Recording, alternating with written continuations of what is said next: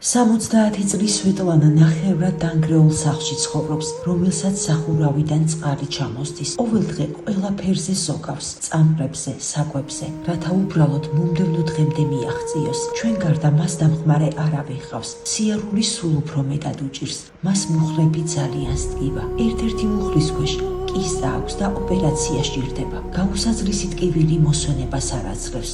ექიმმა 200 ლარის ღირებულების წამყრები გამოუწერა, მაგრამ საიდან უნდა მოიტანოს ეს ფული, როცა ქალი მხოლოდ პენსიითა და 40 ლარიანი შემწეობით ცხოვრობს. 2019 წელს მეუღლე გარდაიცვალა და მას შემდეგ ქალი მარტო დარჩა. მისი ქალიშვილი სხვა ქვეყანაშია, მას 2 შვილი ჰყავს და დედის დახმარების შესაძლებლობა არ გააჩნია. მეგობრებო, ამ კეთილ უკრაინელ ბებიას, რომელსაც თავდავიწყებით უყვარდა თავისი ქართველი მეუღლე და ყველაფერი გაყიდა, რაც კი სახლში გააჩნდა, რათა ტვინის მძიმე დაავადებით დატანჯული ქმრისთვის სიცოცხლე თუნდაც ცოტა ხნით გაეხანგრძლივებინა.